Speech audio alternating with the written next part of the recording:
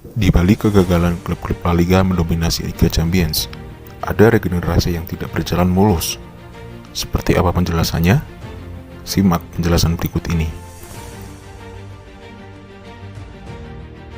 Sudah 3 musim terakhir tak ada klub La Liga di final Liga Champions.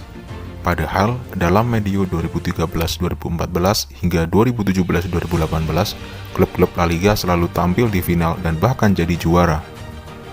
Dalam medio yang sama, 2 kali kita melihat ada All Spanyol Final.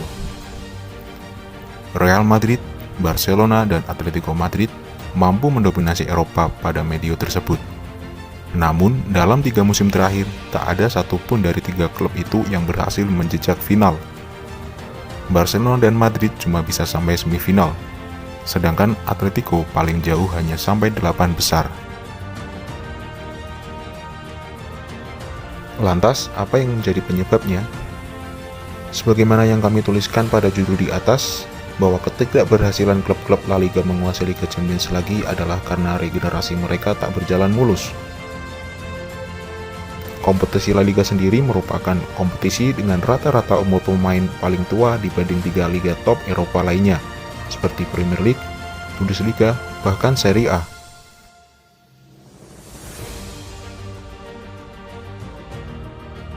Musim ini, angka rata-rata umur pemain klub-klub La Liga ada di angka 27,19. Bahkan, angka rata-rata umur starting 11 para klub itu lebih tua lagi, yakni 27,5. La Liga adalah yang paling tua. Sebagai gambaran saja, angka rata-rata usia starting 11 Real Madrid adalah 28,1. Bandingkan dengan rata-rata usia starting 11 Chelsea yang ada di angka 26. Ataupun finalis Liga Champions lainnya, Manchester City yang ada di angka 26,2. Sebagaimana kata Dermot Corrigan pada website The Athletic, Champions League is no country for old men. 2 musim terakhir dan tentu saja musim ini, klub juara Liga Champions punya rata usia starting 11 tak lebih dari angka 27. Rinciannya adalah musim 2018-2019 yang dijuarai oleh Liverpool memiliki rata usia 26. Kemudian di musim berikutnya yaitu Bayern Munchen memiliki rataan usia 26,7. Sebenarnya klub-klub La Liga, terutama 3 klub terbesarnya itu, sudah mencoba untuk melakukan regenerasi ataupun peremajaan skuad.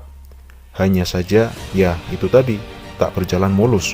Upaya mereka pun tak berhasil dengan cepat. Real Madrid misalnya, mencoba untuk mendatangkan nama-nama seperti Eden Hazard, Fede Valverde, Ferland Mendy, Alvaro Odriozola, Luka Jovic, Eder Militao, sampai Vinicius Junior untuk jadi tulang punggung baru tim. Namun tak semuanya bisa langsung nyetel.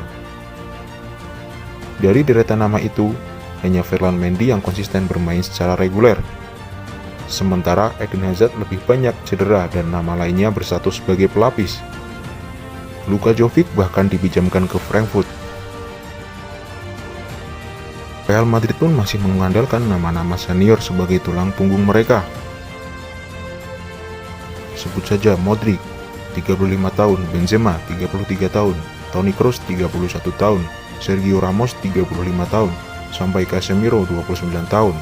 Masih tak tergantikan. Kualitas mereka memang tak perlu kita ragukan lagi. Namun, melihat bagaimana dalam 3 musim terakhir ini, Madrid tak mampu lagi mendominasi Liga Champions. Mereka jelas butuh penyegaran. Sebagai pengingat saja, rata-rata usia skuad Real Madrid ketika terakhir kali menjuarai Liga Champions pada musim 2017-2018 ada di angka 26,6. Sedangkan di musim ini, rata-rata usia skuad mereka ada di angka 27,2. Atletico pun sama. Di musim ini, rata-rata usia skuad mereka ada di angka 27. Sedangkan rata-rata usia starting 11 mereka ada di angka 27,4. Nama-nama seperti Steven Savic, Luis Suarez, Kieran Trippier, sampai Koke adalah andalan mereka. Sebenarnya Atletico juga sudah sadar bahwa mereka butuh penyegaran. Nama macam Marcos Llorente, Mario Hermoso, Renan Lodi, Thomas Lemar sampai Joe Felix kemudian muncul. Namun tak semua berhasil dimaksimalkan dengan baik. Lemar dan Felix bahkan tak sementereng di klub lamanya. Hal yang cukup menarik adalah saat terakhir kali Atletico Madrid ke final Liga Champions, yakni pada musim 2015-2016. Atletico memiliki skuad yang bisa dibilang muda. Rata-rata usia skuad mereka saat itu ada di angka 25,6. Sementara angka rata-rata usia starting 11 mereka adalah 26.